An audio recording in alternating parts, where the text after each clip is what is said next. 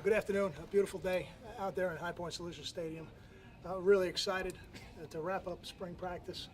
I'm very pleased with a lot of the progress we've made. We got a lot of work to do, but that's why we still got a lot of time before we play that first game. I'm sure you guys have noticed that Coach Friedgen's not on the sideline. He's in the process of passing a kidney stone, and our thoughts are with him, and we're sure that that'll happen today, and we'll be raring to go again on Monday. Our captains for today, David Maluski and Joe Lohman, just so you know how those captains were decided on. Those two guys on their respective teams are the swarm and finish winners for spring practice. And we grade that on every play, every 11-on-11 play that we have in practice. And it's really based on nothing more than just effort and running to the football. So those two guys were the tops on each of their teams. And I was excited to name them captains for the spring game this year. I've got some awards to talk about that we'll give out here at the end of spring practice to the players. Our most improved player on offense, Janarian Grant, a young man who everybody saw on special teams last year, but has really made some major progress as a wide receiver. On defense, TJ Taylor, who as in that will linebacker position really has grown over the last 14 practices, and saw him out there in the first half make some nice plays as well. Excited for both those guys. We give out one other award that is really the toughness award for our football team, and that award goes to David Maluski. And I think anybody who's around David for more than 30 seconds understands exactly how tough he is, what he's had to overcome in his career to get back on the field, and now healthy for a full year. Somebody who's really going to help us play defense at a high level next year. Questions?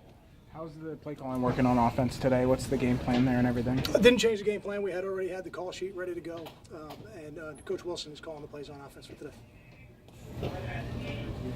Quarterbacks, where do they stand now at the end of camp? How happy are you with their progress, and is there a leader going into training camp? I think if we had to play today, Gary would be our starter. We're not ready to name a starter just yet. I think Mike and Chris have both made a lot of progress this spring, and I think when you've got one guy who's got a lot of game experience and two others who don't, you have to give them as many snaps and opportunities as you can. If you think they got a chance to make your team better. But I'm pleased with all three of those guys. I feel like we've got three quarterbacks on our team right now that can help us win football games. And now we'll just take the time between spring practice and the first game to figure out exactly how it'll sort out. What do you like from Gary? I like the fact that Gary's making good decisions. And did not throw. I think he threw one interception in 14 practices in the spring game, first half. So I think that's a pretty good job now. It's hard to do that without making good decisions. He's protecting the football, and I think his location's been good. Do I think it could be better? I do. I think he still has room to improve, but I'm very pleased with the progress. He's a better quarterback today than he was at the end of the season, and I think that's the goal for everybody. How much impact has that been from Ralph?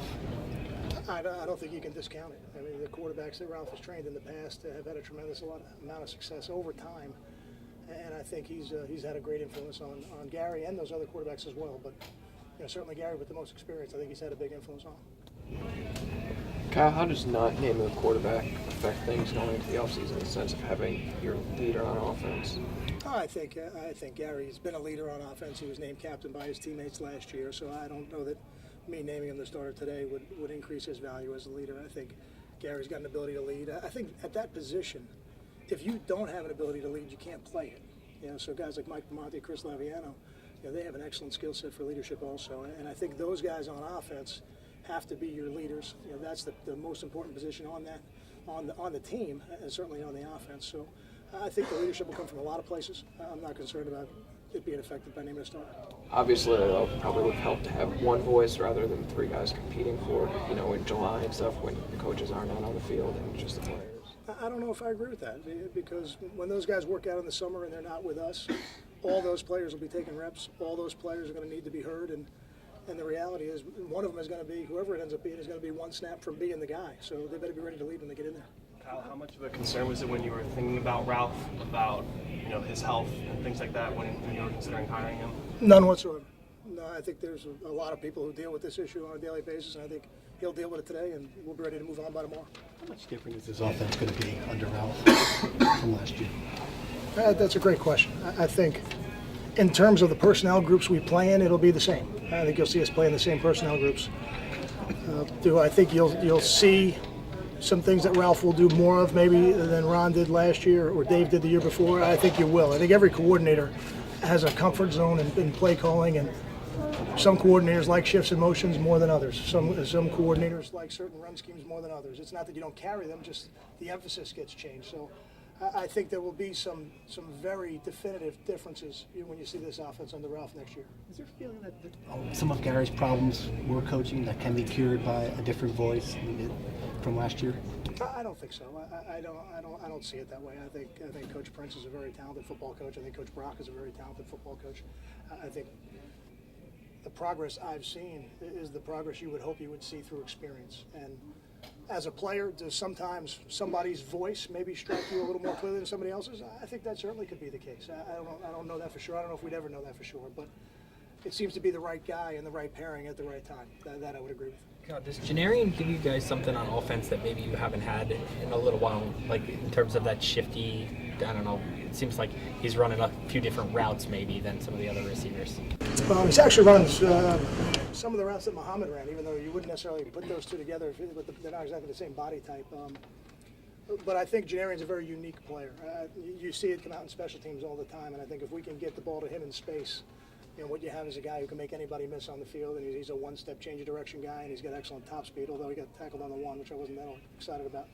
But I was excited about the rest of that play. So I think he's a unique player. So if we can get the ball in his hands in space, he can do some spectacular things. How do you feel he's developed as a receiver since? I think he's light years from where he started. I really do. And when you're not necessarily in that top 4 or 5 receivers, it's hard to get the reps you need in practice to really make the progress you'd like to make. And that's just the nature of the season. That's what the season is. And now that with the graduation of Brandon Coleman and Karan Pratt, he becomes a very valuable guy for us. And now he's gotten a lot of reps, and I think we're seeing the progress of all that experience.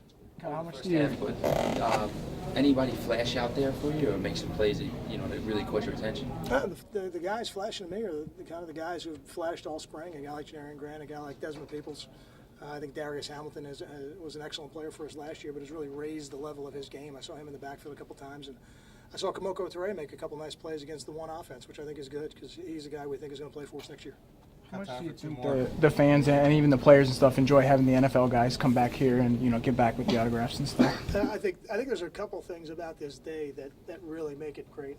We have that Believe Bowl, the flag football game, where they get to see a lot of the former players who maybe aren't in the NFL or maybe played in the NFL or are done, but the Scarlet-White fans remember them from their playing days, and I think it's fun for them to have them out there. And certainly the NFL guys are always an attraction, and the fact they give of their time to come here and sign autographs every year. It makes you feel like as a program you're doing things the right way and that they want to come back, and that always makes me feel good. And certainly the game itself, to see some of the younger players, I think guys like Janarian Grant, Kamoko Toure, maybe that they haven't seen play as much, I think the fans always look forward to that. So I think on a lot of different levels this becomes a unique day for the fans and a great experience for them. Thank you. Thanks, Coach.